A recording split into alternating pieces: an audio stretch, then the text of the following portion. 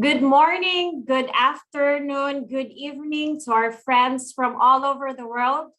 Thank you so much for registering for this year's International Youth Day. And happy International Youth Day to all of us. This is a very exciting time and also very timely, actually, as we explore ways in which we can find solutions, concrete solutions together to address climate change. As you know, the Intergovernmental Panel for Climate Change just released a report this week talking about how humanity actually is contributing largely to the great impact of climate change. And I am aware that we are also aware that many of our contexts, wherever we are calling from or joining from right now, many of us in our different contexts are experiencing the effects of climate change, especially those nations, those countries and island nations that are not contributing largely contributing largely to this, but we are the ones that are affected most. So, is it possible to have hope still in this very unhopeful reality that we live now? I think, yes, there is hope. And I believe, not just think, but I believe there is hope. And that's why we are here. And that's why I believe we registered to this hackathon event to find ways together that in finding solutions, we cannot be in silos, but we have to be working together. So again, thank you and welcome to this year's virtual hackathon hosted by the World Council of Churches.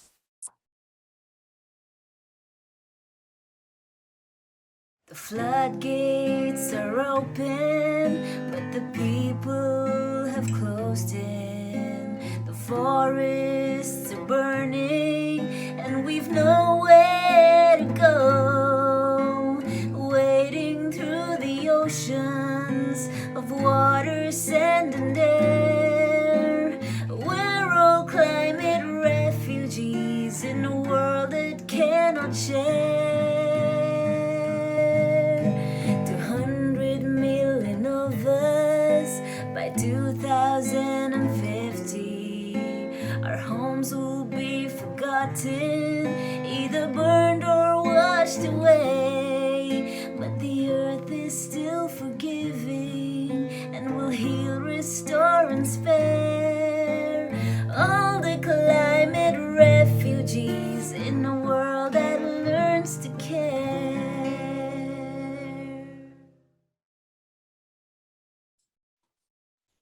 Thank you for that for this International Youth Day. And we are becoming climate refugees in what is happening right now. And so to officially welcome us in this space, on behalf of the World Council of Churches, I would like to introduce our Deputy General Secretary, Odair Pedroso, to open this space and also to greet us on behalf of the Council and the Fellowship. Odair. Thank you, Joy Eva.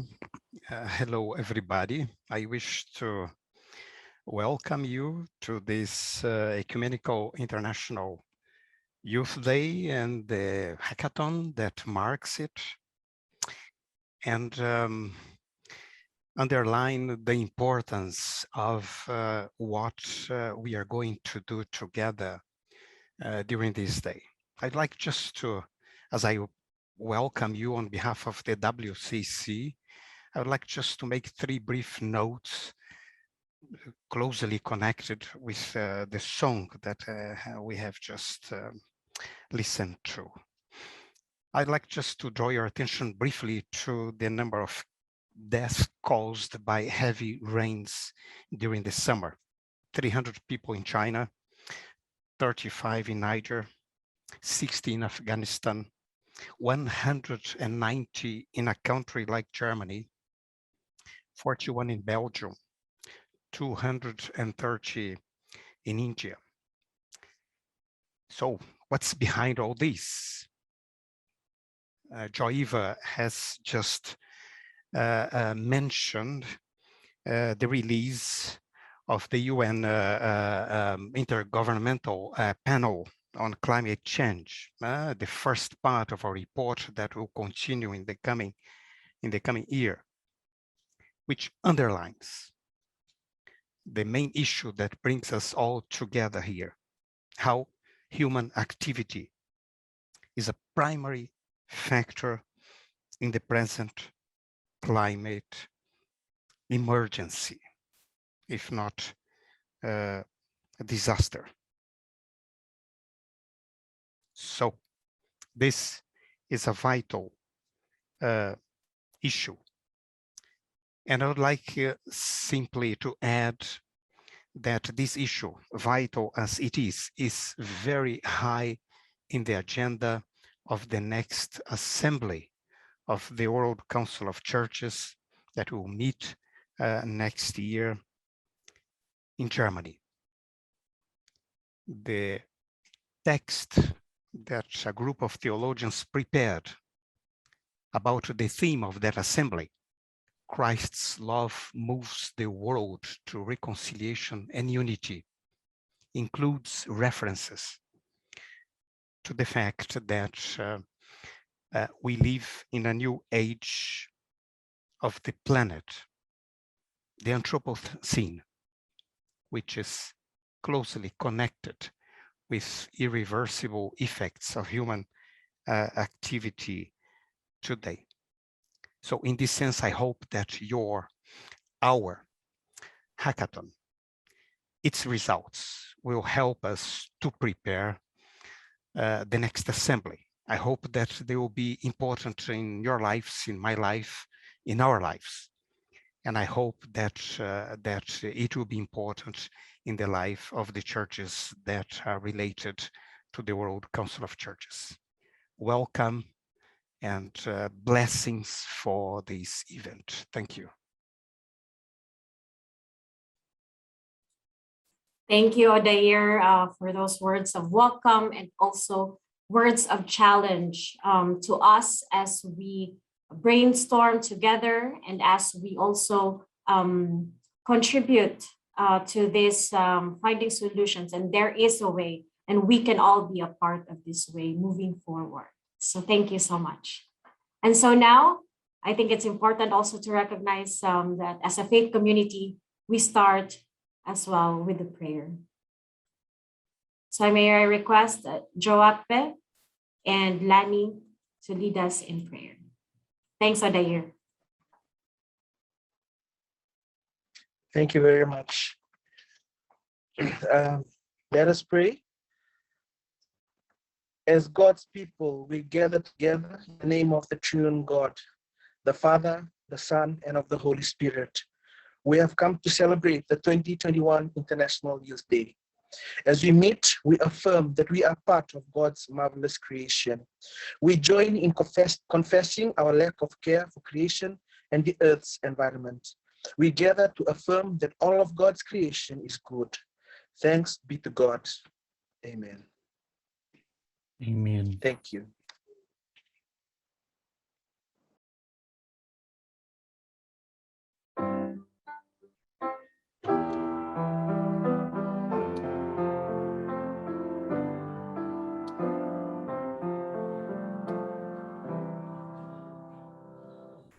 Morning has broken, like the first morning.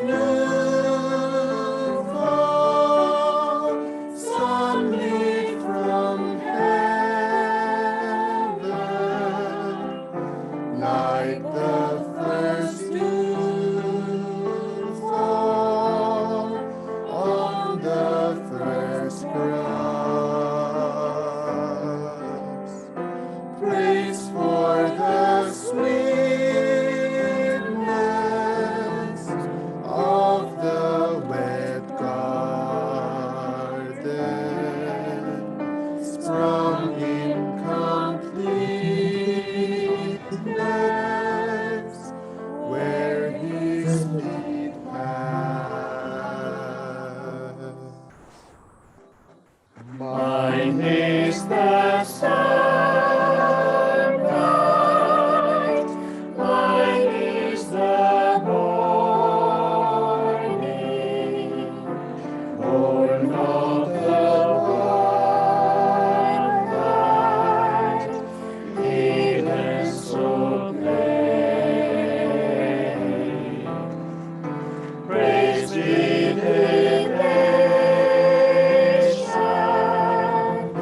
praise every morning, God's recreation of the new day.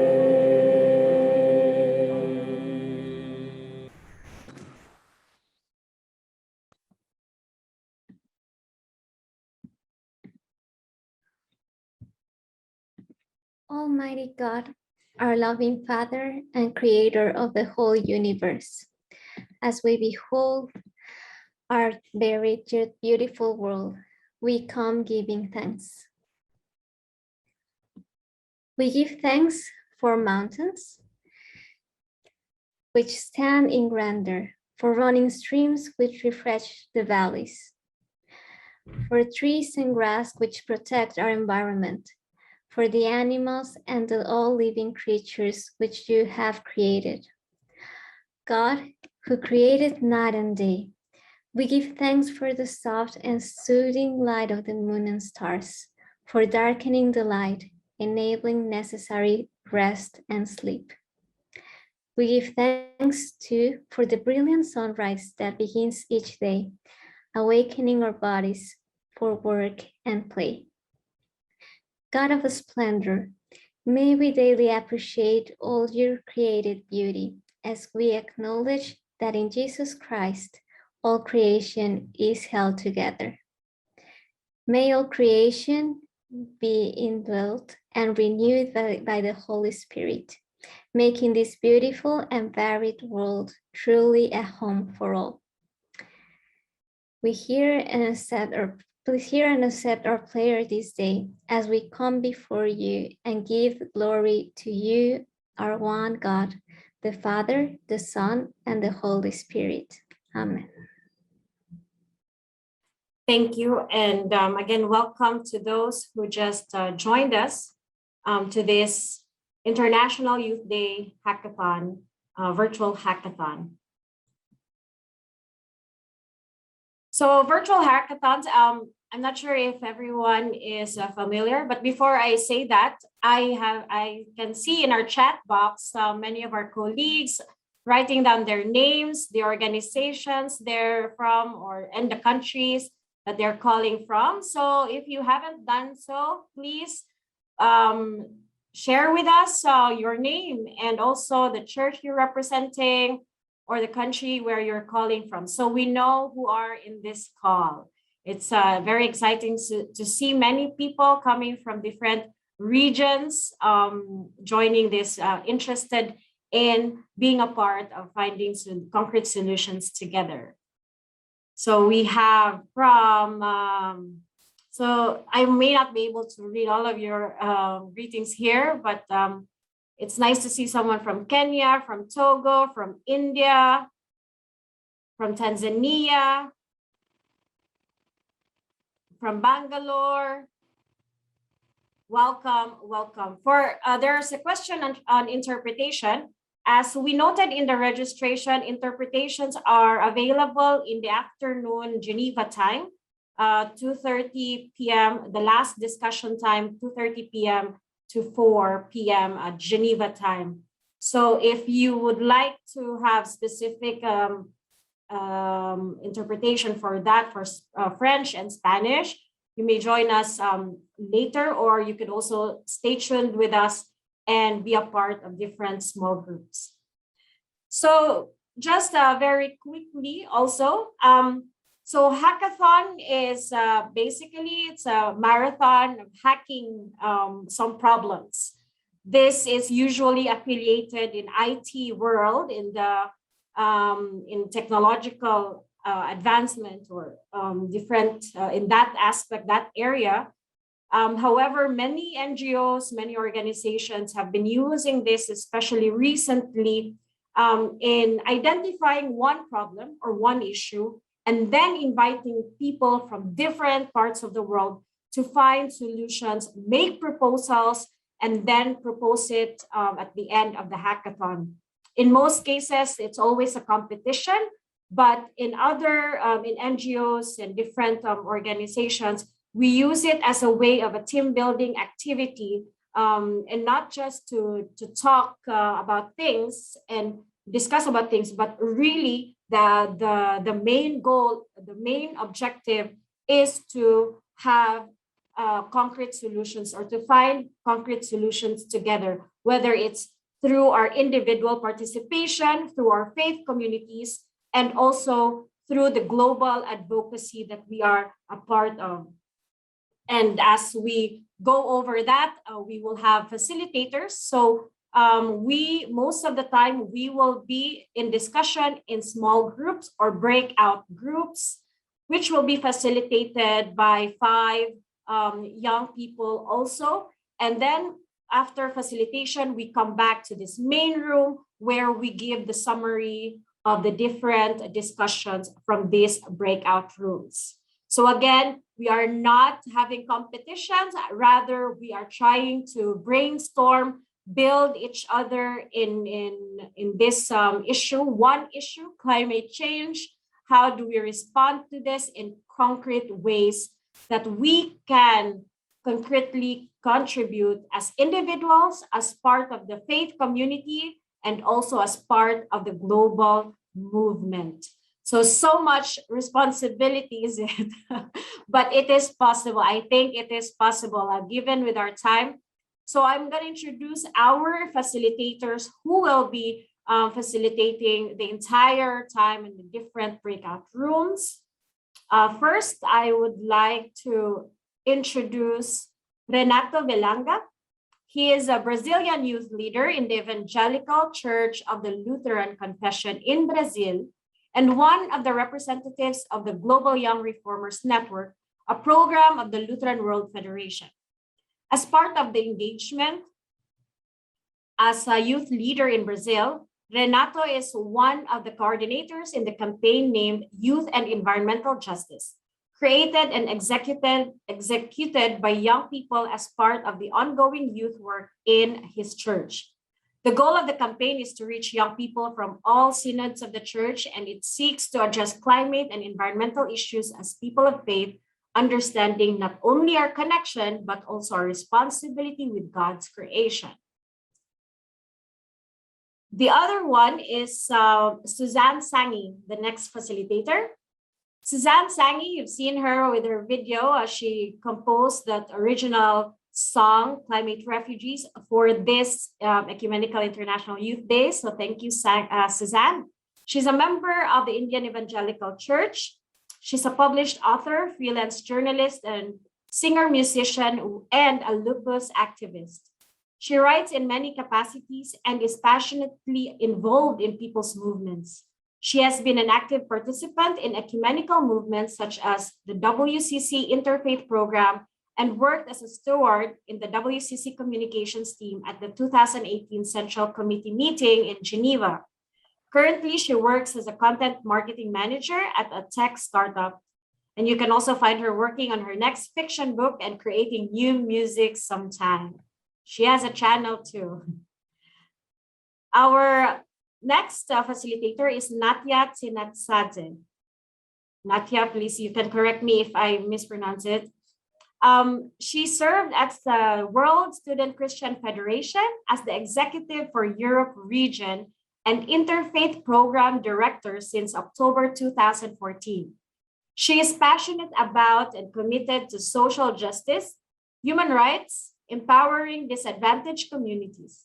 She has been championing multi-religious dialogue and collaboration in addressing these complex issues locally and internationally. Her academic and research background is in diplomacy, political, and social sciences. She has worked with international and national human rights organizations, research institutions, and European multi-faith and advocacy networks. She has delivered projects on human rights, intercultural and interfaith dialogue, freedom of religion or belief, peace building, religious engagement, civic education, democratic participation, and leadership. Our next facilitator is Olivia Barro. She is the youth enabler for engagement and empowerment at the Pacific Conference of Churches. She coordinates the Pacific Conference of Churches Regional Ecumenical Youth Council. She has a degree in marine management and also served as a volunteer at Scripture Union in Fiji. And our last facilitator for this entire hackathon is Collins Chava. He is the Executive Youth Secretary for the All Africa Conference of Churches. He has an interest in mobilizing young people to contribute towards the Sustainable Development Agenda. He has an interest in climate justice issues, and he has been a part of international negotiations on climate. He holds a master's degree in public policy and governance. He is from Zimbabwe. So we have these amazing young people facilitating the different breakout rooms where you will be a part of, everyone who registered to our hackathon.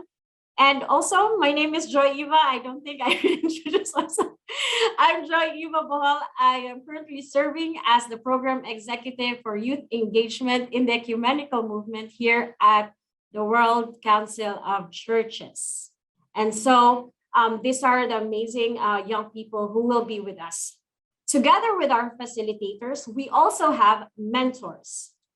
So mentors are colleagues here at the World Council of Churches who are available for specific questions that are related to different areas and different areas relating to climate change or climate justice. So I'm going to introduce some of my colleagues who are here available to be approached in case there are questions. But we also recognize that the people who are in this call are also experts in your different fields. So these are mentors that are available in case that you have questions programmatically in the WCC, and if you have questions of what we're doing globally as a fellowship. So first we have Ms. Athena Peralta, who serves as the Program Executive for Economic and Ecological Justice at the World Council of Churches. Advocacy for climate justice at the UN or United Nations and other fora is a key part of her responsibility at the WCC. Previously, she worked with the National Economic and Development Authority of the Philippines as Senior Economic Development Specialist. Her research and advocacy focus on the intersections between economic, ecological, and gender justice.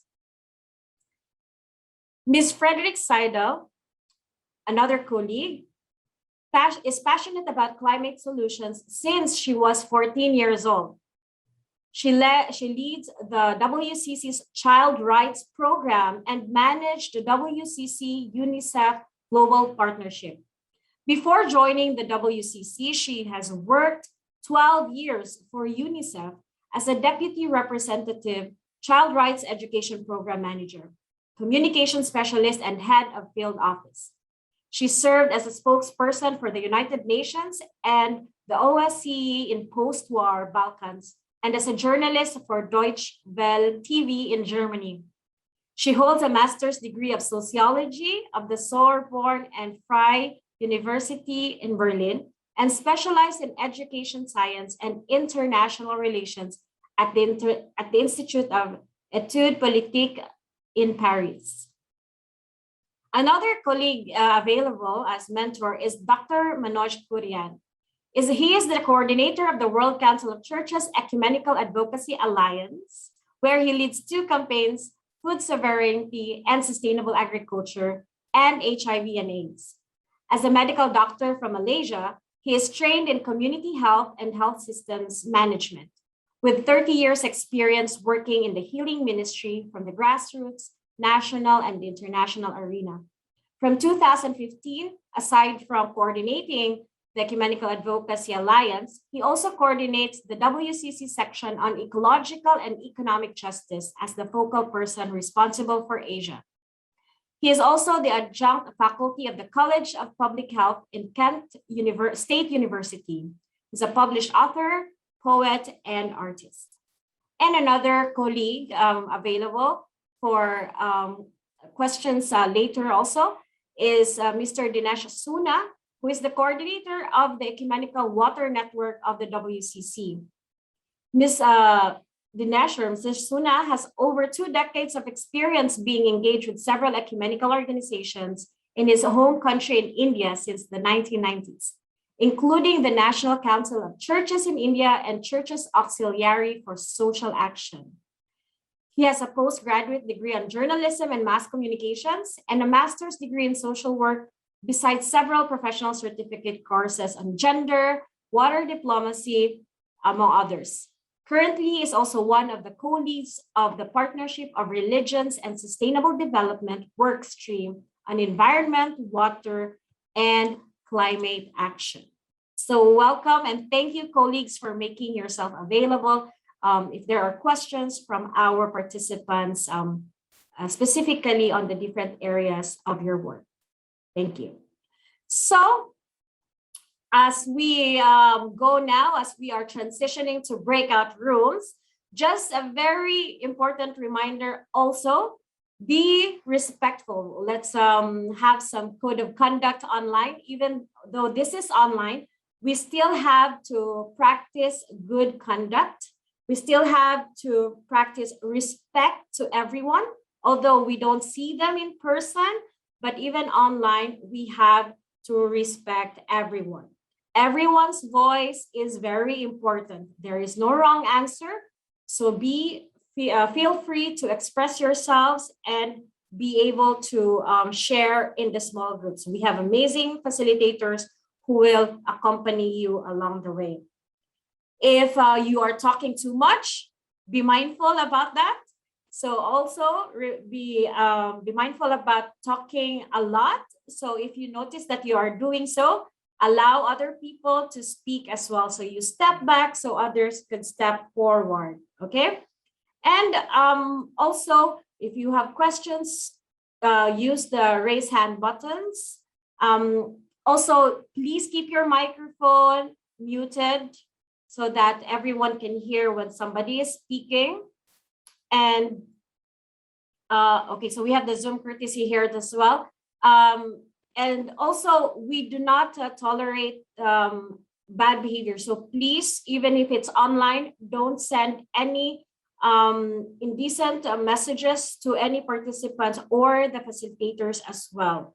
Let us be good stewards of this time and also good stewards to one another, okay? So there's also Zoom courtesy that is available. We've been Zooming for more than a year now. So I think just very quickly. So this is, the event is recorded. So if you are uncomfortable about it, let us know. But this will be recorded, as you know that once you join us here, this is necessary for us as we are also creating news stories and news releases for that. Facilitators, don't forget to have screenshots in your different groups so that we can also share that in our news the next day. And for technical support, don't hesitate to contact me or the WCC technical report. That's the name in the participants. If you have any need of technical support, okay? So again, let's be respectful, let's be mindful, and let's enjoy the conversation together. So I'm gonna see you after an hour from your breakout rooms. Thank you.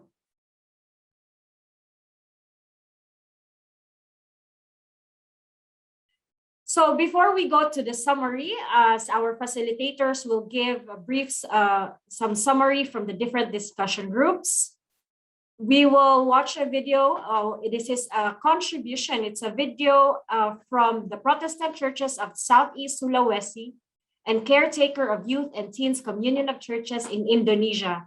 The song was composed to actually has a lyrics that says, "Let us move." As probably in your different breakout rooms, you were talking about how do we move together? This is a climate emergency. Let's not just talk about it, let's act on it. And so let's listen to this song. That is a contribution from one of our youth organizations in the member churches of the WCC.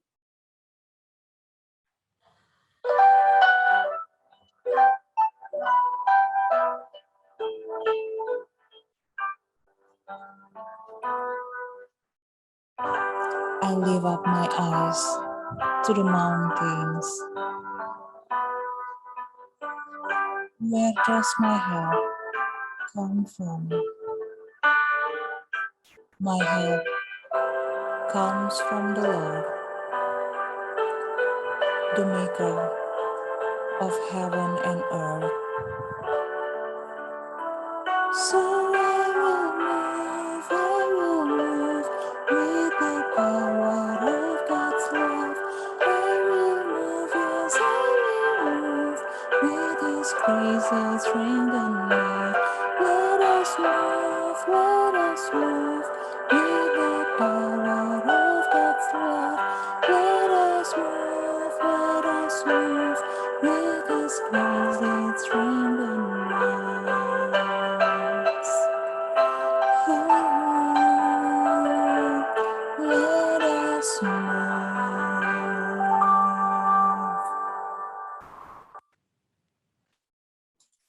Thank you for this challenge. Let us move, let us move. And if we say that the Spirit of God is moving still, I do believe that the move is not stagnant, but it's ongoing and it's through action. So to give this time to our facilitators, let's move to the first group to share a brief summary of what just happened in the discussion, especially for those who just joined us for the next discussion. And then we can go from group 1, 2, 3, 4, 5. Okay, so group 1, go ahead. Okay, so it was Olivia and myself, but Olivia will give a summary of what the discussion was about. Okay, thank you. So Olivia, could you please share to the group the summary of group 1? Thank you. From our group, briefly, because climate change is affecting us in different countries through it may be different effects and different gravity. Countries with good or stable economic society are able to find ways to survive through these changes, especially to change of increasing global temperature of winter or summer. Air pollution leads to several diseases, and this means that health of many is being affected in the long run. And why do we need to address climate justice in the need of empowering everyone to contribute in achieving climate justice and encouraging them to contribute even as little as possible. Like an example, in Singapore managed to implement the climate change project. And moving on with the IPCC report, we need to adopt strategies from other nations who have achieved climate justice, and also learning from others what worked and what didn't work, as this may be different in different contexts. Also, we've discussed the developing a mindset of climate justice would be a good place to start, as this would lead to environmental advocacy. And also the need for the government to be one of those at the government's, to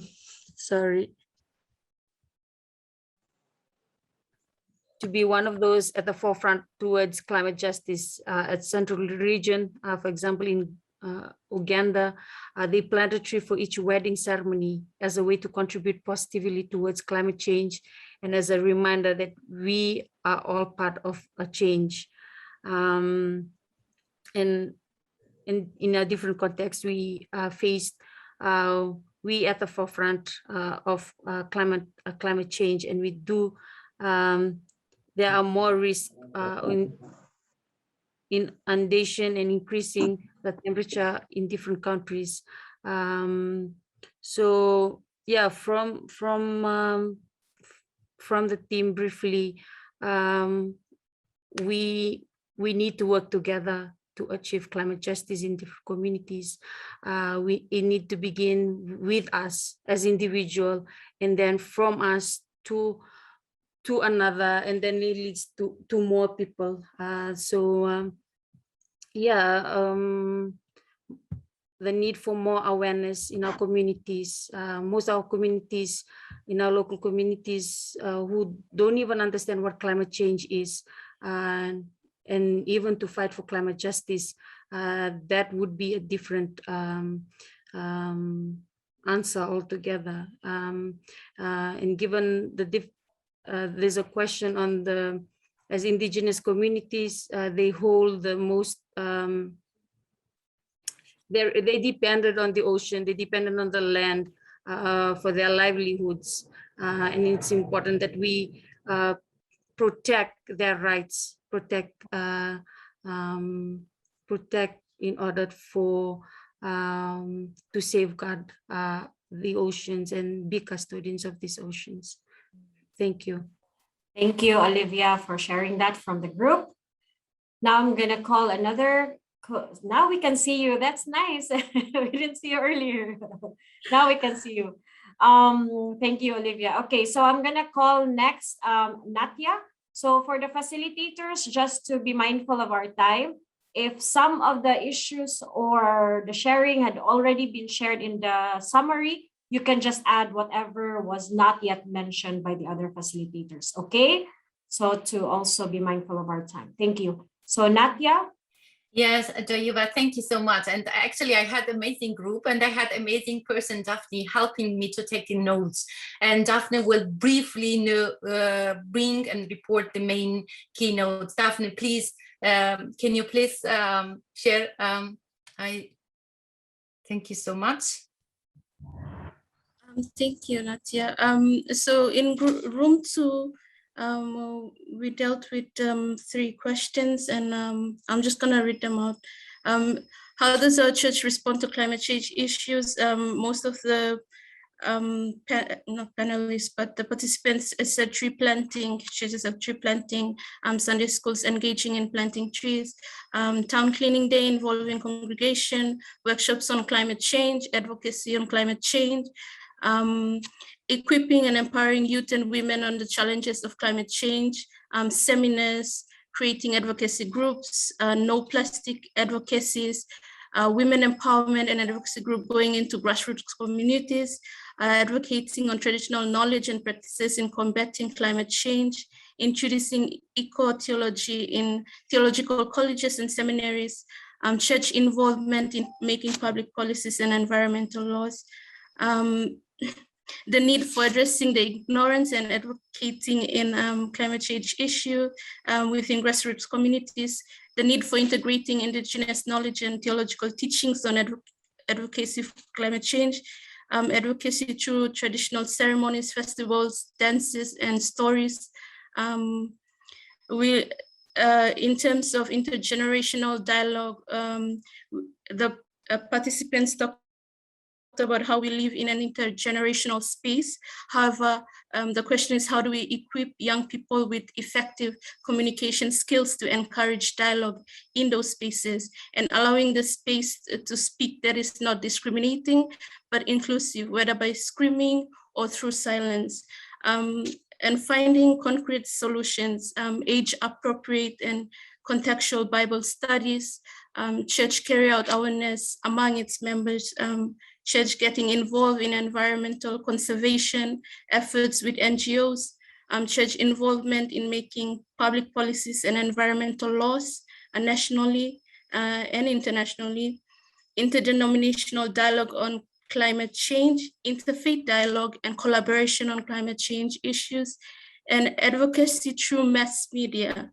Introducing eco-theology came up again in theological colleges and seminaries, and preachings in the churches. Thank you.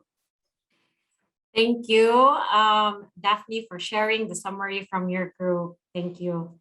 So let's move to Collins. Collins. Thank you so much, Joy Eva. Sorry, I was on mute. I hope you can hear me. Yes, we are on group 3, so we largely are the group with young people, particularly from the Global South. So we're really discussing some of the issues that the Global South are facing. And young people, they talked about how climate change is affecting their land in terms of rising sea levels, how climate change is affecting agricultural production. And also they talked about environmental issues that are related to climate change. And also, so we also talked more into what practical steps can we do in terms of our carbon footprint as individuals.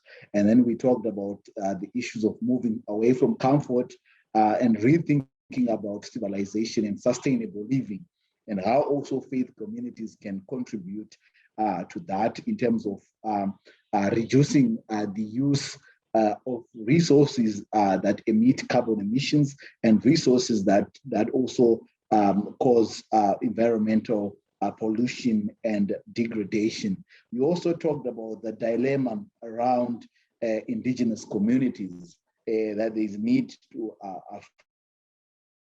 fix something, but also there is need to also, the way governments need to also invest into natural resources. There's also need to see how churches can be able to help people who are in indigenous communities, especially the young people who are in the indigenous communities. We also talked about the issues of the environment in general, where we talked about the issues of care for creation. And we, one participant mentioned that it is really not a priority for many people, because people think in the Global South, most people think that there is that priority that we need to feed ourselves first before we care for creation. So there is need for, in a way forward, there is need for advancing more information and education around climate change issues. There's also need to also improve information and innovation around the uses of plastics so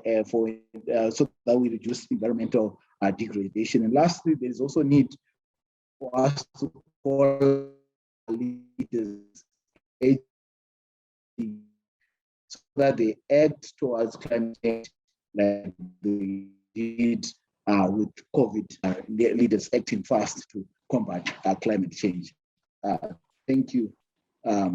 Collins. Joy. Thank you, Collins, for sharing the summary from your group. Okay, now I'm going to call Suzanne. Thank you, Joy. So here are some of the brief things that we talked about. First, we discussed why we should care about climate change, and we had voices from different continents. We had a member from the Pacific talking about how pastoral care and practical actions and amplifying voices from the grassroots movement is the need of the hour, and that is why people from her community care about climate change. And we also have someone from India who talked about the floods in 2018 in the state of Kerala, and how this sort of changed the perspective of people there to really understand the importance of the ecology and how this should be observed as part of the church and observed as part of our devotional practices. And also we discussed about climate change being a taboo, and a friend from Africa noted that it is not necessarily a taboo, but it is equivalent to being a taboo because of how difficult it is to implement in the church and also on the streets, and how it has not been included into teachings in the faith community. And we also talked about how the young people can take up leadership Leadership for Climate Change, and how this should arise from an understanding that it is a universal reality and that it is our purpose as custodians and stewards of the environment. And then we went on to talk about how we could have concrete actions taken in the individual level, and this was a lot about how we should work more at a local level and at grassroots level, and also participate frontline communities that are being affected largely by the climate crisis. And also we had an interesting conversation about tourism, where the concept of tourism also has included ecotourism now, but how viable is it? While it does ease a certain amount of burden on the environment, it still results in a lot of carbon emissions. So a lot of these newer environmental friendly concepts should also be critically thought about. And also with faith communities, we talked about indigenous peoples and how their practices can be much more ingrained into the community, such as sustainable farming, and also the importance for people to listen to indigenous communities, because there are many people who are talking about their struggles, but there are not enough people to listen to them. And finally, we talked about how at a global level, the pandemic has allowed for the environment to breathe a bit, but also how it has delayed a lot of these actions that should be taken at a global level. And Athena also gave us a very interesting response, and how we should also try to diverge the flow of finances and sort of money transfer from larger corporates to local businesses that are more sustainable. So these are some of the things we discussed in our session. Thank you, Joy. Thank you, Suzanne, for sharing. And Renato.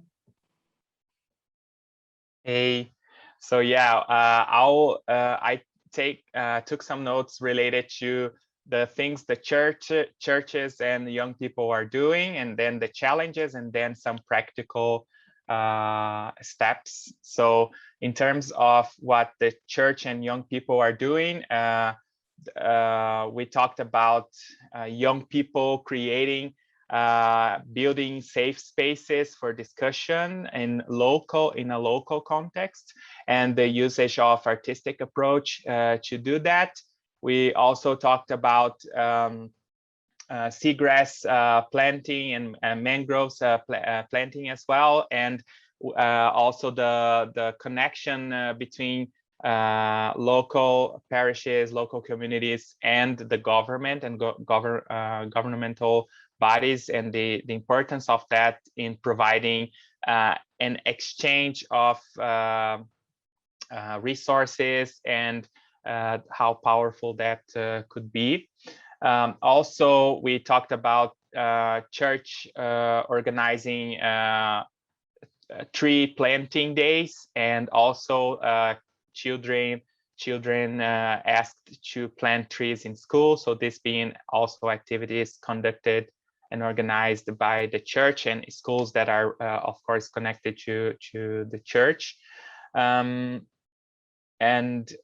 Also, this working together was very present, and partnerships between communities and other organizations. Some of the challenges that were discussed mainly were about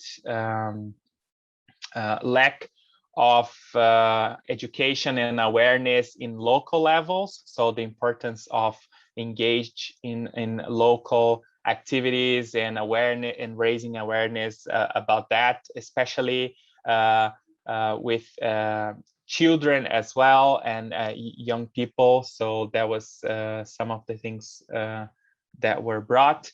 And yeah, also some challenges concerning the intergenerational dialogue. So some issues concerning lack of trust and difficult challenges on how to, for example, discuss that and implement projects, and issues concerning this an effective dialogue between among generations. And then some of the practical solutions. So try to overcome this risk of eco and anxiety, especially for those who are directly being affected right now when it comes to climate changes and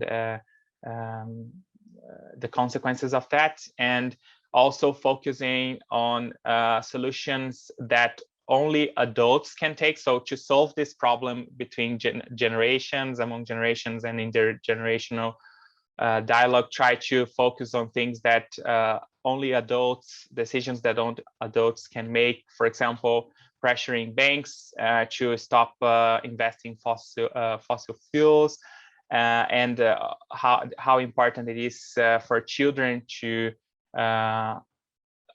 be aware of that and help bring these discussions.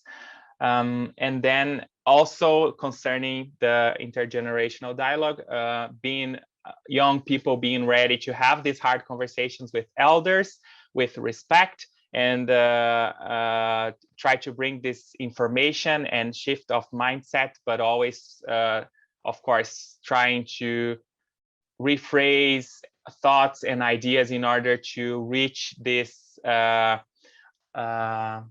dialogue that has that is built with respect and hopefully bringing effective outcomes. Yeah.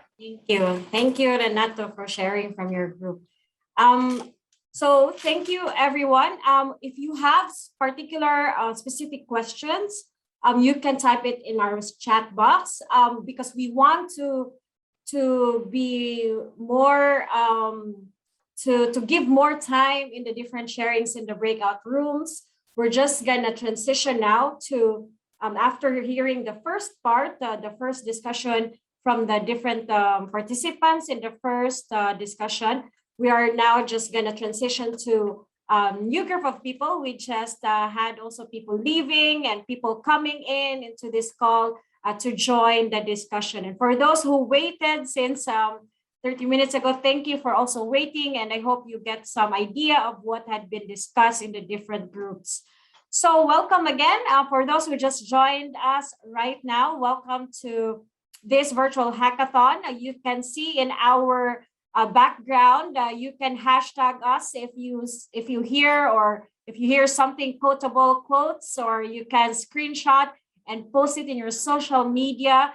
Tag us, the World Council of Churches, using our hashtag as well. The hashtag is a universal one, together with other youth organizations around the world participating in the International Youth Day, a UN declaration acknowledging young people's contribution in the world. So thank you again. And we are going to another time for breakout rooms, where again, we will talk about how we can find solutions together. I think it's also important to understand what's happening around in terms of climate change and climate justice. And so we will explore on that. We have amazing facilitators with us here. And so just to quickly show the facilitators, can we just spotlight our facilitators very quickly? We have Renato Velanga, who just shared to us right now. We have Suzanne Sangi. We have Olivia Barro. We have Colin Chava, and also we have Natya Tsinatsadzen from, these are our young people who are facilitating with us different breakout rooms, making sure that your ideas and your thoughts are taken, are heard, are listened to as we find solutions together to address climate change. Again, this is a space for you to speak, not just to listen, but also to speak and share. So you should be receiving an invite now for your breakout rooms. I'll see you in an hour.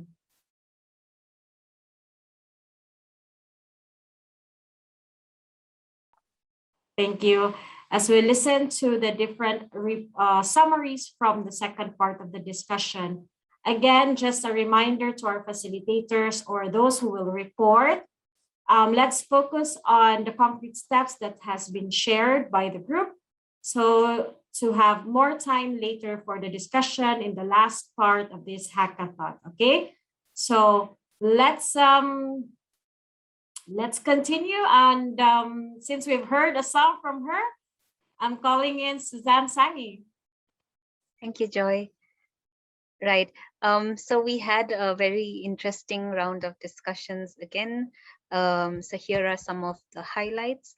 We first talked about how to bridge the intergenerational gaps while addressing climate change, and some of the problems and challenges that we saw are that older generations sometimes don't take it seriously as a crisis, and are sometimes more concerned with spiritual sort of subjects, and more about faith matters more than these issues that are happening around the world. So it's really difficult sometimes to have an open discussion with them. And then there are also hierarchical barriers that we see in many communities, and some of our Asian friends also talked about how they have seen that in their own societies, and how it's really difficult to address this with older people sometimes. And also one of the things we discussed was how we can go back to creation stories, and to really talk about to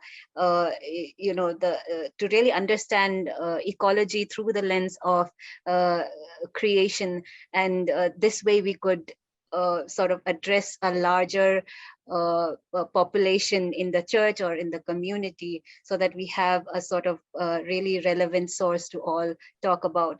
And some of the other challenges are uncertainty of really what the climate crisis is going to bring about, and some of the cost that is involved in putting together more climate friendly solutions, and the technology that is needed, and also just sort of waiting for others to act, and other theological challenges such as certain ideas that these are the end times and there's nothing we can do about it, those sort of ideas that are also present among faith communities. And we also talked about how large-scale corporations and their impact on the climate crisis, and how we need to work as individuals to also not allow our greed to contribute to this large-scale exploitation of the environment, and to look at the climate change issue as an intersectional issue between economic and social rights, and also to really discuss workers' rights, so that we are able to really question the exploitation of these large-scale corporations and empower people, so that we all have a more, these large-scale corporations don't run unquestioned. And then we also talked about the climate refugee crisis, and how rich countries really need to step up, and that it's not just a matter of extending a helping hand, but also really being, sort of making up for the large contribution of climate pollution that they put on, the pressure that they put on the earth, and it is their duty to sort of also take care of the climate refugee crisis, because they are more responsible for climate pollution. And then lastly we talked about some of the resources we need as well to really push for these climate change actions, and some of these are to set up an ecological department in every church, so that this is a sustained effort and not just a one-time thing that people discuss whenever the issue arises. And then as Christians, we need to sort of mobilize the people in our faith communities, the authorities, to sort of impact the wider community, and to also look at how technical aspects and media and other forms of communication can be really utilized to sensitize people among the church, within the church and also outside. And and education systems, how they can also be improved to really be able to apply our knowledge about the environment towards the cause of climate justice. So briefly, that is what we talked about. Thank you so much. Thank you, Suzanne. And I could really hear some passion over there. And I know other facilitators are very passionate to share your thoughts as well. And in consideration with our interpreters, let's speak slowly, slower than we are used to, so that our interpreters will have time to interpret properly, so that they also don't need to run, and so that the message is conveyed well as by the interpreters to our participants. So thank you so much. So just a reminder to the rest of the facilitators, speak slower than usual, so that our colleagues who are interpreting this can also catch up to us. Okay, so thank you, Suzanne, for sharing. Let's call Renato. Hello. So in our group, we mainly it was almost the same people from the last session. So we continue our conversation, going deep in some of the questions, and we mainly discussed then why is it important for us to talk about climate change, and how does that relate to climate justice.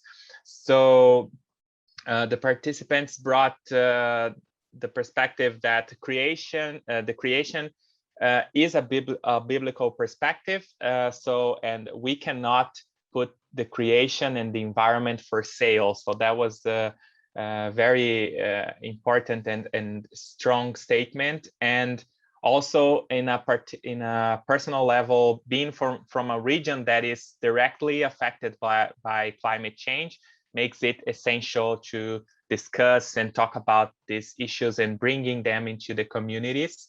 And then this concept of that God made us as custodians of the creation, and we are not supposed to be on top of the pyramid and just exploiting everything like there's no tomorrow. So we have this responsibility of protecting and guarding the environment. So not being the ones causing the climate issues.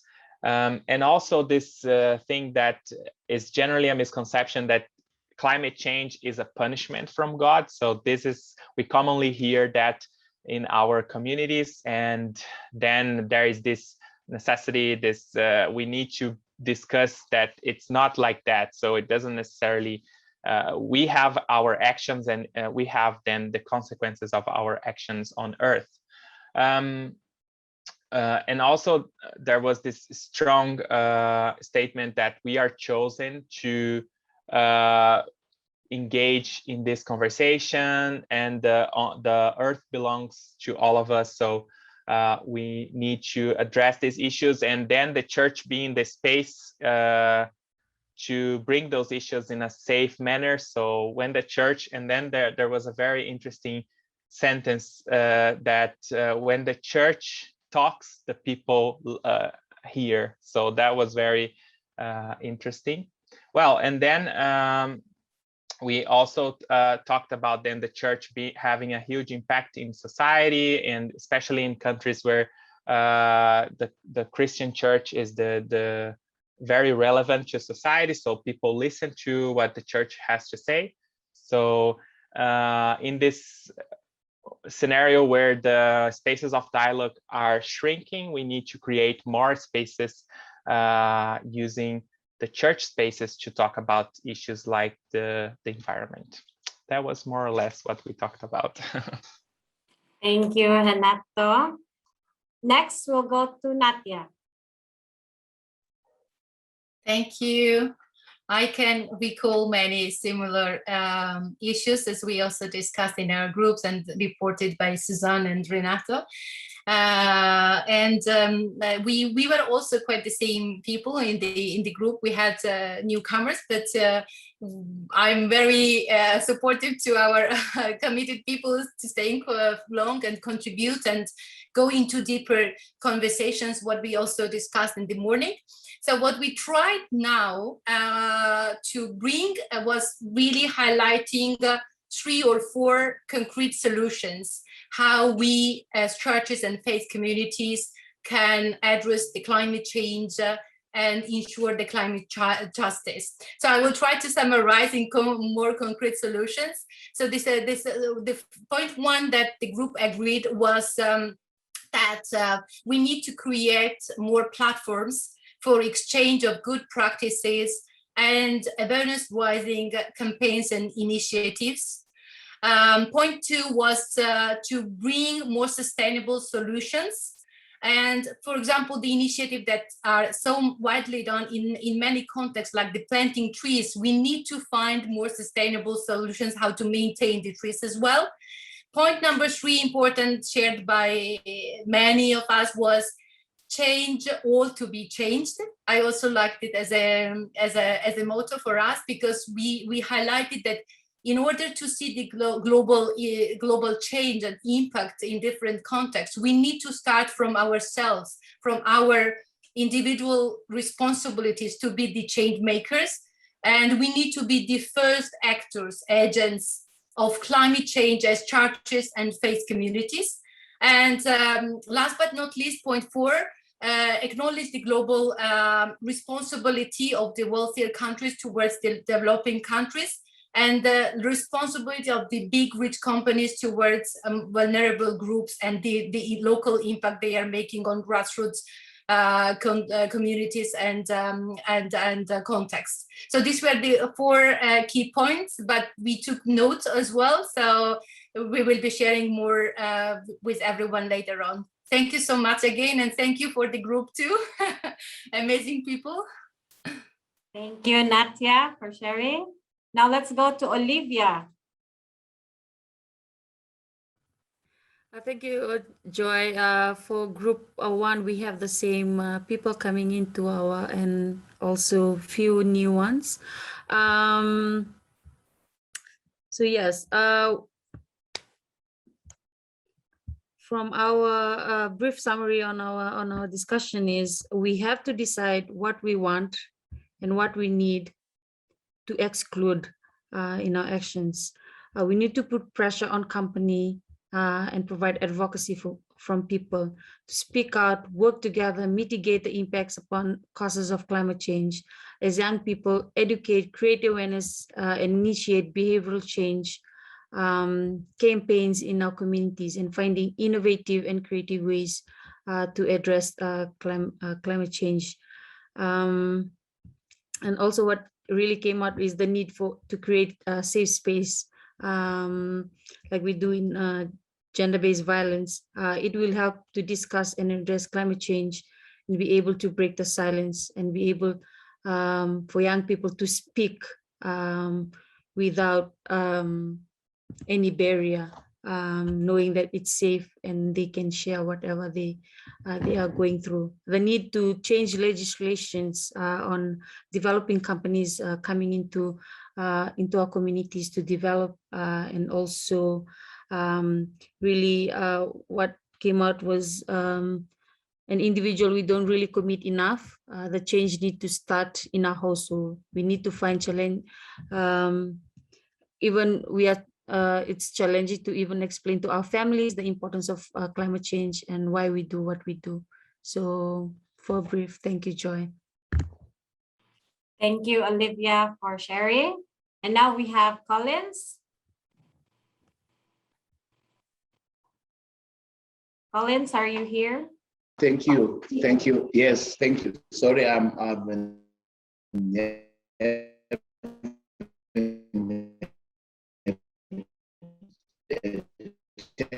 technical issue.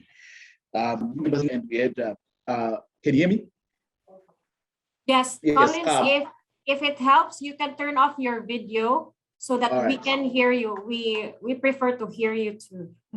All right, thank you. So in our group, there were new members who came in, and there were also those who stayed behind. So we discussed a lot around climate justice issues, and the common understanding is that this topic is still relevant to the churches and to the youths, and there is need to take measures that are contextual. For example, for churches who are in the global south, there is need to do activities that are helpful and that are also contextual to help understand and raise awareness in those contexts, and also to see if the churches in the global north are doing some initiatives. Is need to see if they can contextually fit into the local churches. We also talked about the churches' initiatives that are already happening in terms of intergenerational dialogues. And we saw that there are some churches which have already started engaging with the youth within the global south, but some haven't started engaging with the youth. And we discussed what young people can do in terms of promoting education and awareness on climate change.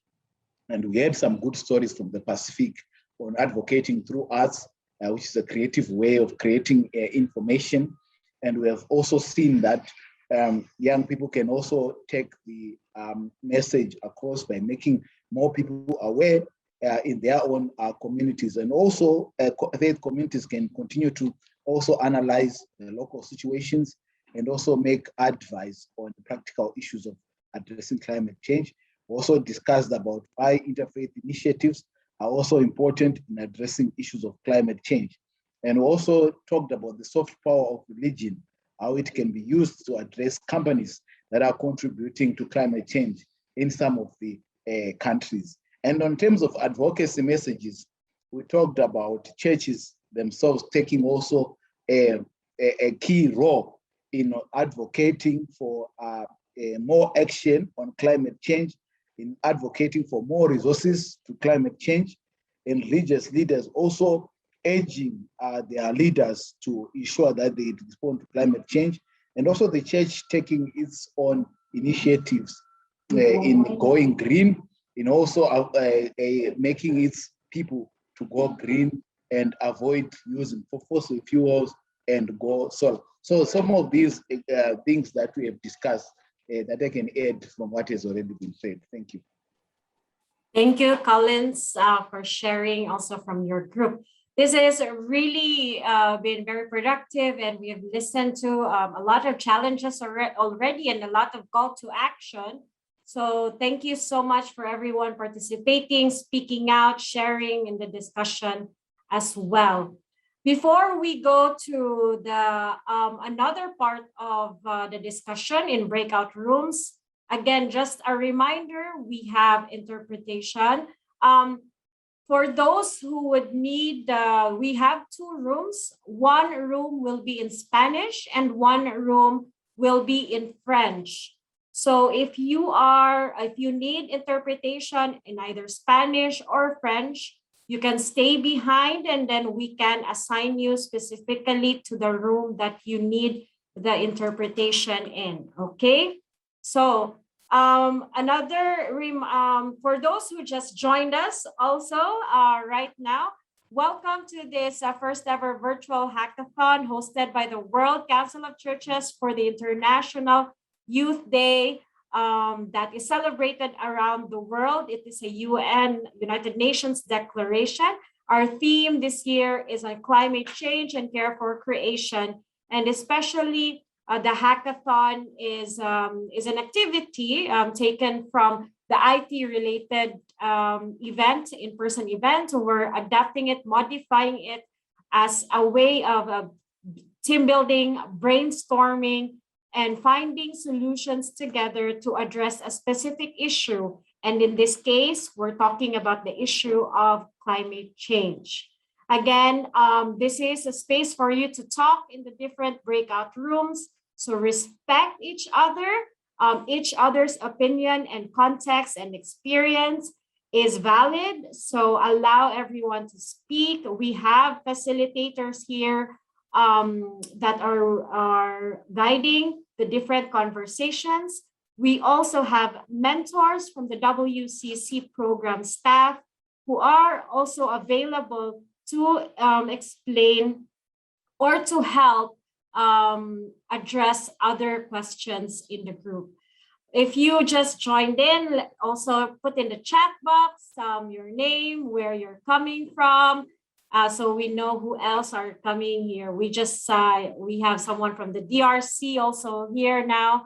And then if you have specific questions, you can address to our to the chat box as well, so that we have more time in the different breakout rooms, okay?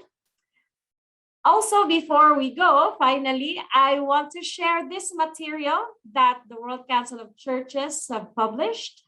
If my colleague from the production side can share the screen. Yes, thank you so much, Walter. So we have this toolkit you can download. If we can also put the link here in the chat box, thank you. This is a toolkit that will hopefully help you start the conversation on the climate change. We heard earlier that there are even communities, a different context where even the word climate change is not accessible. Even the term itself is not accessible. So we hope that this toolkit will help you start the conversation and find ways how you can participate in the ongoing activities of the church and also in the global ecumenical movement.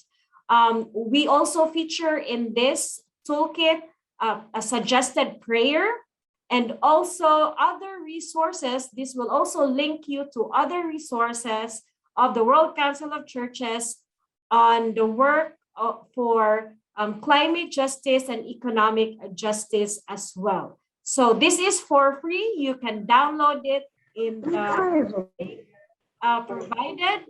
So feel free to download it and use these resources to your churches, to your youth groups, to your different organizations, and share this along as well. So as of now, it's still in English, but this is something that you can already use in your different areas. Okay, so just putting this out there that in accompaniment with this hackathon, there are so many ways we can take a part of in addressing climate change. So I think that's, I'm gonna give more space for discussion in the breakout rooms. So I'll see you all again in an hour. And for those who need interpretation in Spanish and French, please stay behind and so we can assign you properly in the room that has interpretation, okay?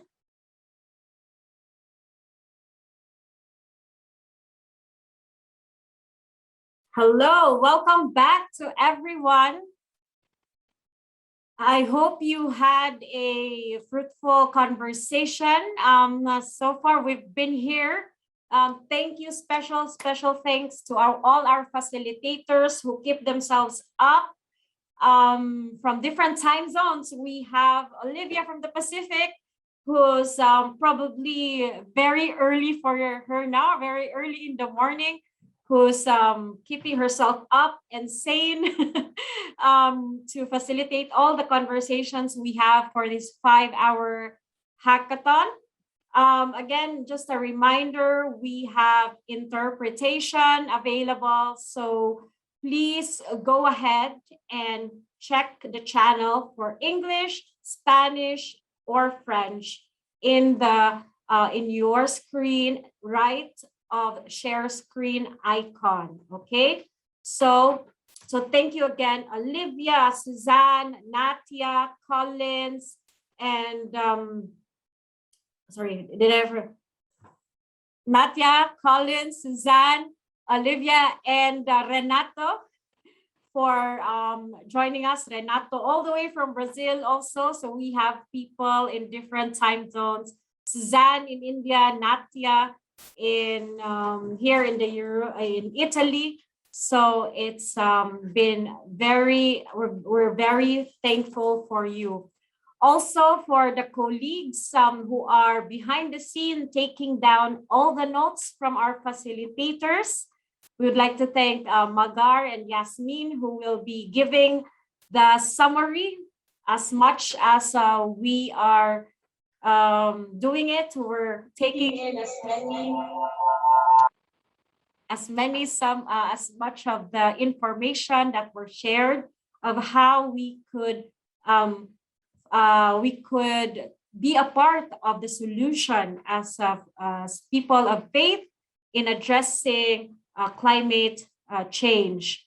So thank you for you, and also of course our colleagues at the communication, who's very excited and very confident also that we'll make it through till the end of the 5-hour hackathon.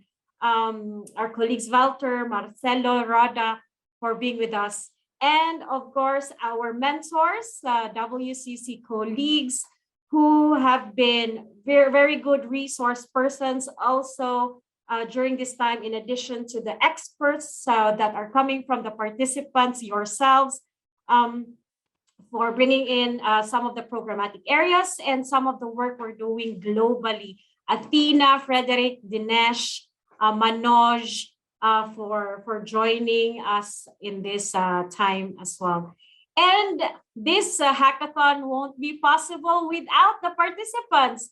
So for those who joined us for the entire 4.5 hours now, thank you so much for your commitment. I know it's also a different time in a different time zone. So please, for us to recognize who you are, please put in the chat box your name, your country, where you're joining us from, so that people would know that who are in this call. So thank you again for taking the time, for sharing your thoughts, for being honest in being sharing your experiences, and even to the point of being vulnerable in the space of these breakout sessions, where you just want to share about your current experiences and how we should do something really concrete ways to address climate change. So again, thank you, everyone.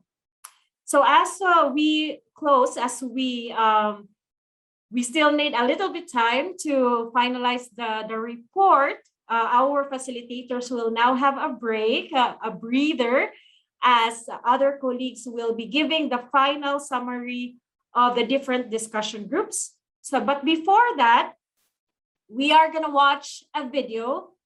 This video is a teaser of the upcoming event of the WCC Assembly. The World Council of Churches 11th Assembly is happening in Karlsruhe, Germany next year. And prior to that, there will be an ecumenical youth gathering. You have to watch out for this. Official launching will be announced soon. But for now, we're giving you a teaser of what's going to happen next year for the ecumenical youth gathering happening in August, prior to the 11th Assembly of the World Council of Churches in Germany. So let's share the video.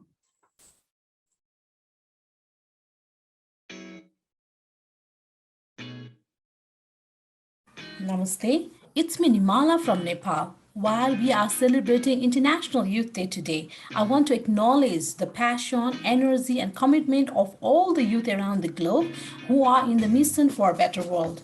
The dream that we have dreamt is only possible when we come together. So my hope for Ecumenical Youth Gathering is to see many global ecumenical youths coming together in the same platform, share their passions and commitment towards the churches and communities claiming those spaces. Thank you. Olá, my name is Larissa, I'm from Brazil. Saudações ao Dia Internacional de Juventude. Eu espero que vocês estejam bem e que vocês estejam se cuidando. Mas eu também espero que em agosto do ano que vem nós possamos nos encontrar no Encontro Ecumênico de Juventude e que toda essa história que temos tido possa se provar com o amor de Cristo nos levando num caminho de reconciliação e restauração. Hi everyone, my name is Lania Naya and I'm from Mexico.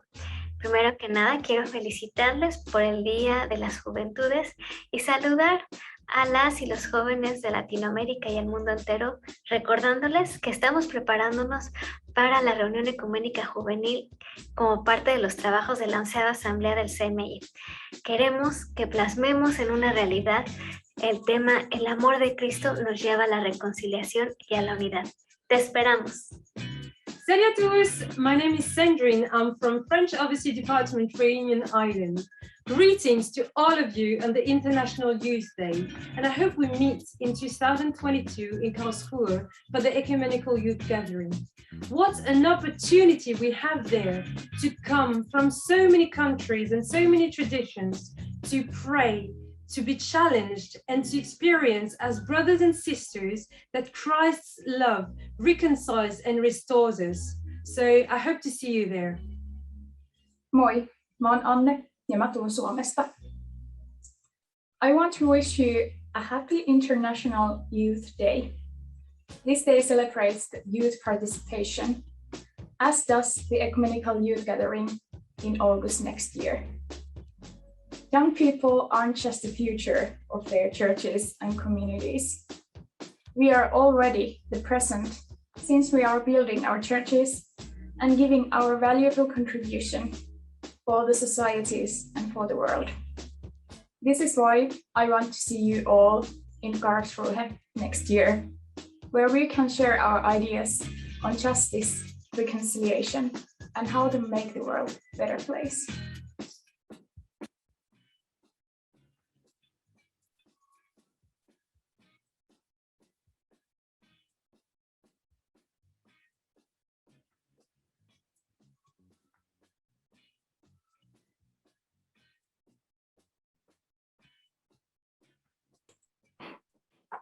So keep following us here at the Youth Engagement in the Ecumenical Movement of the World Council of Churches. Again, if you haven't used the hashtag, join the movement globally, use the hashtag International Youth Day and tag World Council of Churches in your social media, acknowledging great contributions of young people of today and the future, not only in the society, but also within the church.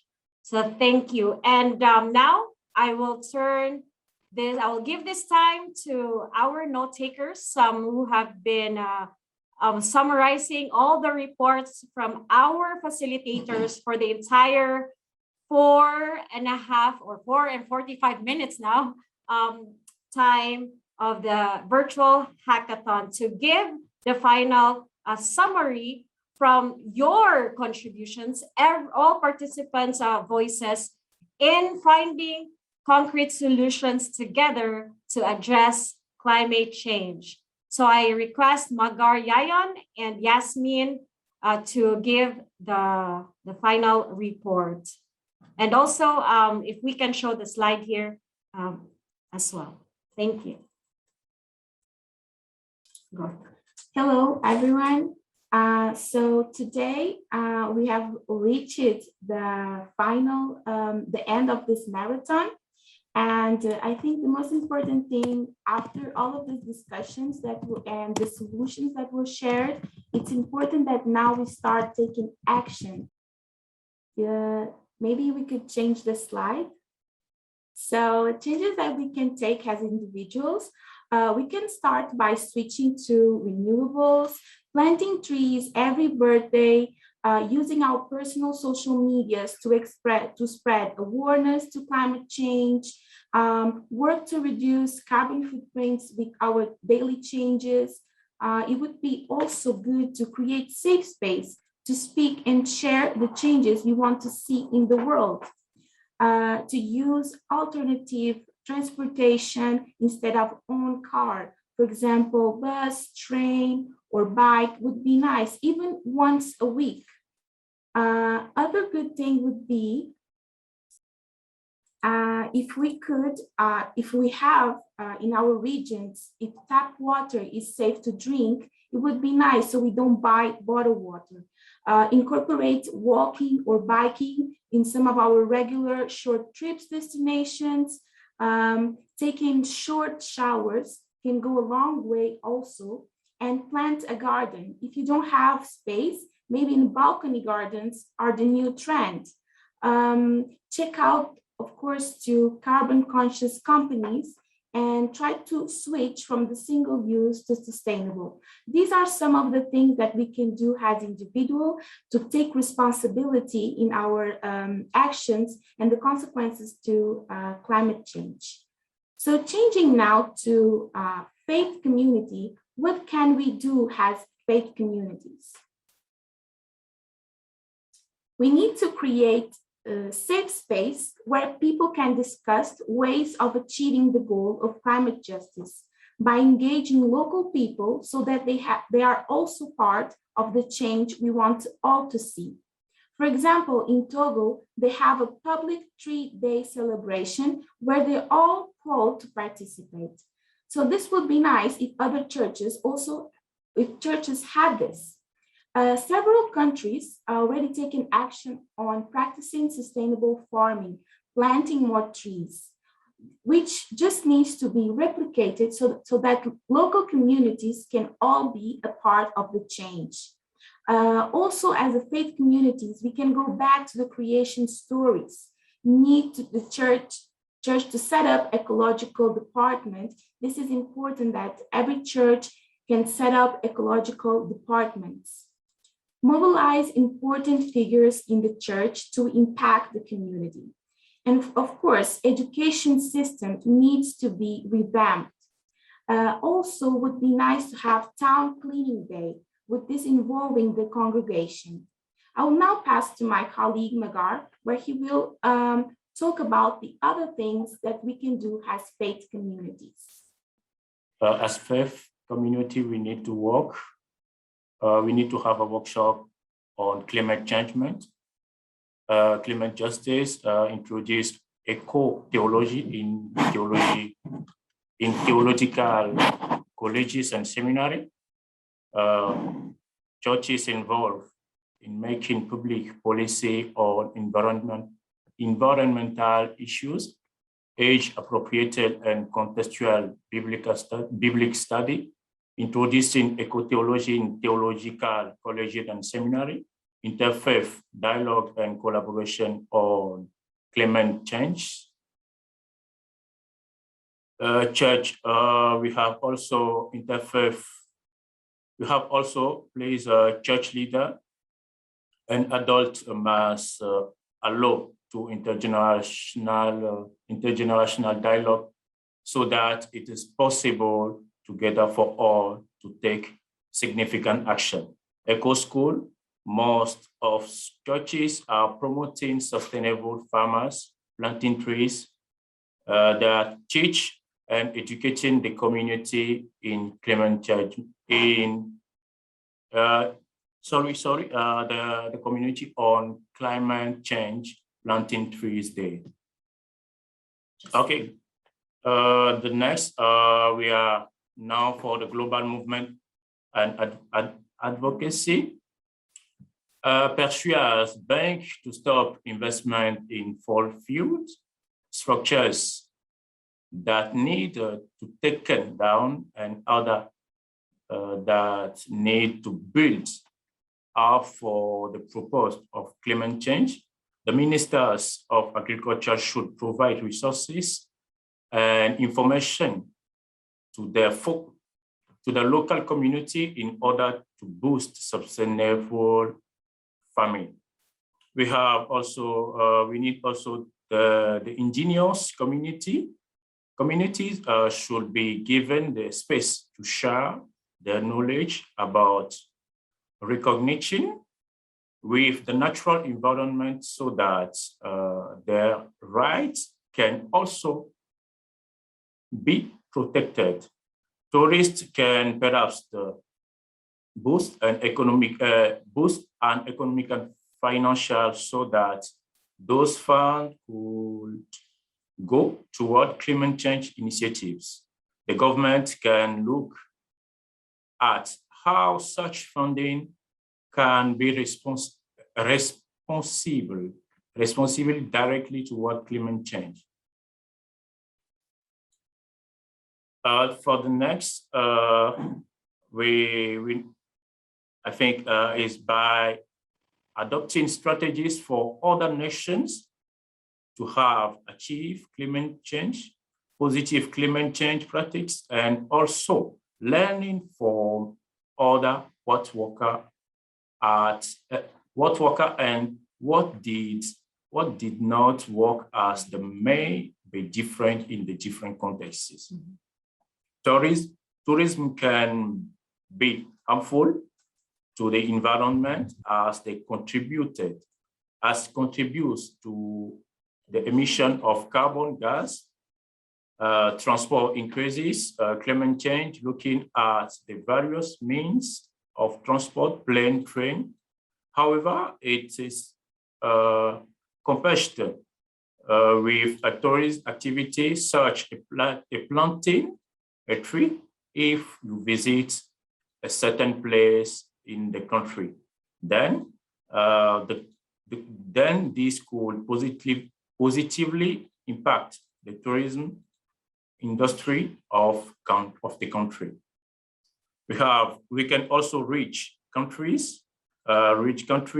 Government need to real step up and contribute, however positive, to other countries.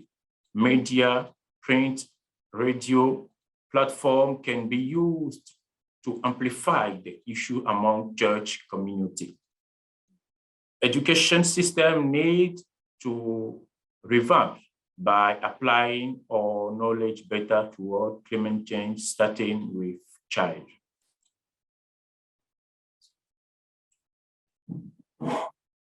The next, several countries are already taking action to practicing sustainable farming, planting, more tree, etc. We just need to be replicated so that local community can be a part of the change. Partnerships are necessary between the government and church and NGOs. There is not political representation within the youth, only adults are making the decisions. Put pressures on the fossil fuel campaign, ask them to provide information on their carbon emission, what will happen to the planet, which their action and the consequences of their activities. Provide advocacy to people to make this campaign accountable. Change legislation when it's come to deciding on development, and effective legislation is needed in order to prevent misuse and degradation of the environment. Thank you. Thank you so much, Yasmin and Magar, for summarizing the discussions. These are concrete solutions, concrete steps that all of you participants have contributed in addressing climate change together. So thank you for your sharing. Thank you for your inputs. And we will be sharing this. Also, we will just organize them properly so that we can share them as well. We are also releasing a news from this. Also from the content, some of the discussions will be taken as well to be included in the news release from this virtual hackathon. So again, thank you so much for giving those inputs to us. And moving forward, this is not the end of that. Moving forward, there is this upcoming COP26 or the climate conference. And with colleagues that are working closely on the climate conference, we hope to share this information with them and find ways, exploring ways in which these inputs will be included in our agenda as faith communities to pressure governments, pressure different communities as well to really act now on the ongoing climate emergency, as our message from the Deputy General Secretary this morning shared. We are in a climate emergency, so we need to act now. And so thank you again. And as we open this space with a prayer, we will also close this space with a prayer. So I request our other two young persons also who will lead us into prayer, Zijan and Christiani. Please join us for the closing prayer. Creator God, all creation declares your glory and expresses your awesome power and majesty. Help us to be co-creators with you as we care for all that you have made. Lord, have mercy and hear our prayers.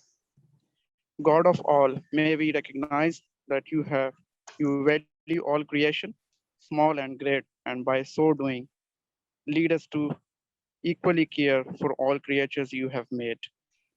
Lord, have mercy and hear our prayers. God of all comfort, may you bring comfort to all who are suffering in this world because of the destruction to the earth and the environment caused by climate change. Lord, have mercy and hear our prayers. God, who knows all and has created all, we bring before you these elements. May the soil remind us of your covenant with your creation. May we too promise to care for and not destroy creation. Lord, have mercy and hear our prayers. May this paper bag remind us to always be engaged in the ongoing work of seeking creative ways to find renewable energy and protect the Earth's climate.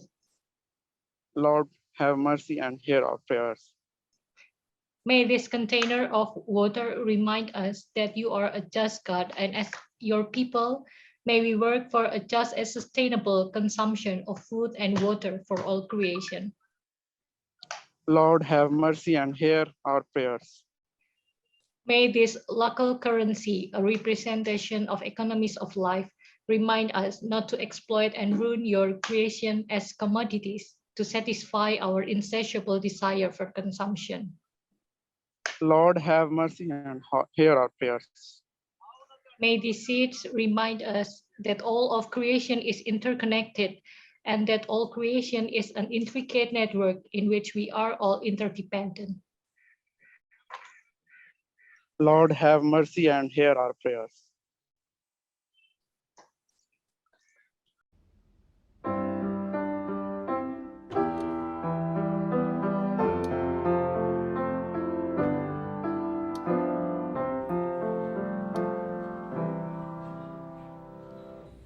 Morning has broken like the first morning. Blackbird has spoken like the first bird. Praise for the singing, praise for the morning,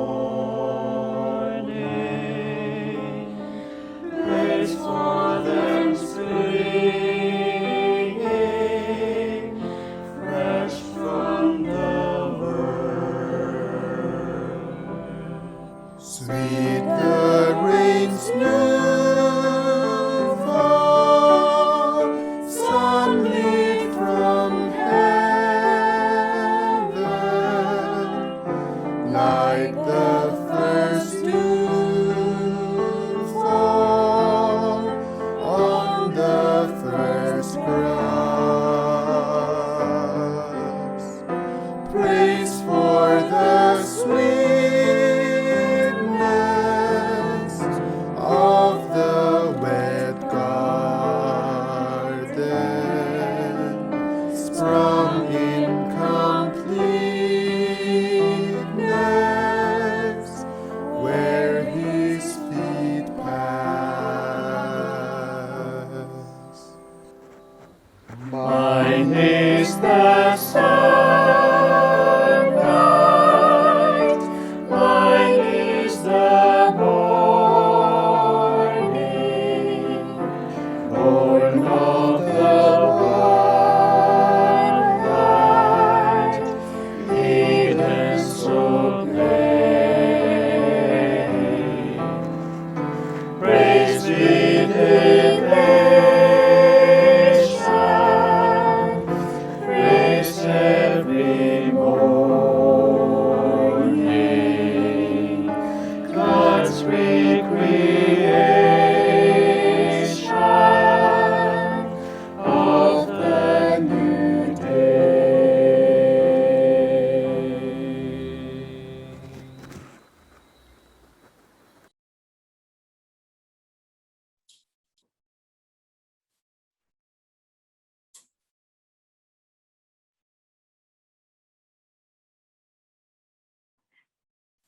Thank you again, everyone. I just also want to have to thank before anything else, before we close finally, to thank our interpreters in this hackathon, Maria Baile, Maria Barrera Plasencia for the Spanish, and Liliane Bay-Percy and Olivier Biasi for the French interpretation. Thank you so much for your time as well and for helping our participants and facilitators to be in conversation together and breaking through language barrier. Everyone, thank you. Thank you so much. Everyone, the work is not over. The hackathon is only 5 hours, but the task is still a long way to go. Working for justice as people of faith is a long journey. It's a long pilgrimage of justice and peace. And that's how we close it. Please follow us at the World Council of Churches social media, and also the videos that you have seen today, performed original compositions by young people, and the virtual choir for the International Youth Day. You can watch them as well in our YouTube channel. And again, we have the if one of our colleagues can just or from the communication colleagues, if you can put the link again of our toolkit. Again, we have an International Day toolkit focused on climate justice. This is a tool to start conversation if climate justice is still a taboo in your different contexts and churches. Please go ahead and use this material. It's a starting point, and you will also have access to some of the publications that we already have in the WCC from our member churches and from the fellowship with regards to climate justice. So again, thank you, everyone. Have a lovely day, morning, afternoon, evening, and let us continue to serve Christ through climate justice. God bless us all.